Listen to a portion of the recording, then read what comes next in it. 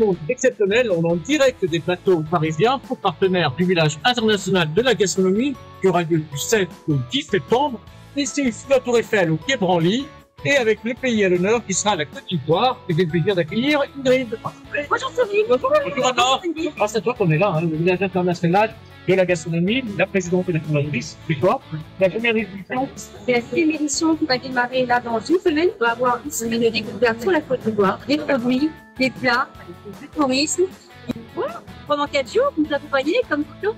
Ben oui, j'aurai le plaisir d'animer la cérémonie d'ouverture. Et je passerai au travers des stands, découvrir les cuisines du monde et puis surtout le côté éco-responsable, durabilité, anti-gaspi, c'est très important. Il y a aussi le forum de France de l'alimentation. 4 jours de table ronde où on va aborder tous les sujets de l'alimentation française et internationale. Je te laisse le tablier. Stabilité. Je vous laisse. Bonne recette. Merci. Merci encore au bateau parisien. C'est sublime de faire des recettes comme ça dans ce lieu. Et puis à tout de suite. À tout de suite. Alors on est en cuisine. Vraiment Ingrid, merci d'avoir accepté notre invitation. Merci à vous de m'avoir invité. Alors raconte-moi un peu ton histoire. Toi tu es ivoirienne, c'est ça? Oui, je suis ivoirienne et je suis, mon père est ivoirien, ma mère est guinéenne, mais bon, je suis en fait voilà. Et j'ai grandi en France. Ancienne à passer par mon père et après j'ai changé de voie. Et l'idée en fait de créer Chap Chap Food m'est venue pendant la crise du Covid. Chap Chap Food, ça veut dire quelque chose de particulier? Oui, c'est une expression en fait de Fouane qui veut dire rapide, déplace-toi, Chap Chap, voilà. Donc en résumé, moi ma cuisine, c'est une cuisine qui ne demande pas beaucoup des cuissons très très longues. C'est rapide.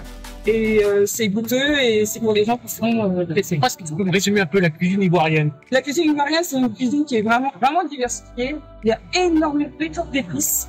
Et c'est surtout une cuisine où on peut se réinventer, où on peut recycler, que ce soit des tubercules ou autre chose, des tas et des tas de choses.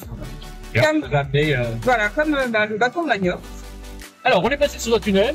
On vient de passer derrière l'Assemblée nationale. Vraiment, je vous invite à faire une balade sur les plateaux parisiens. C'est absolument génial. Ce qui est intéressant, par exemple, avec le manioc, c'est qu'on peut le transformer et on peut même utiliser la peau, ou même toute la peau.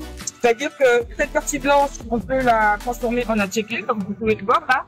L'attiéké, c'est un peu le couscous de manioc. En général, en Côte d'Ivoire, ils le mangent avec du poisson braisé. Et moi, je le fais sous forme de taboulé ou sous forme de salade.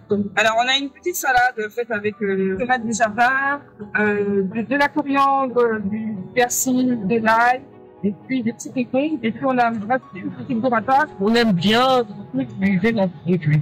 Toi, avec le manioc, par exemple, là, tu m'as montré que tu faisais la soupe. Mais alors, qu'est-ce qu'on fait avec le reste? Donc, les poules. On peut les faire sécher et puis les congasser et les donner comme à manger aux poules. Vous voyez, ça, on en fait de la farine. C'est une farine qui est brune. Et là, on en fait du poivron. J'ai fait des croquettes d'igname.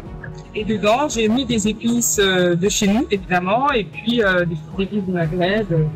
Et puis alors, il y a une sauce, c'est que nous en parle parce que j'ai fait une réchauffer tout à l'heure.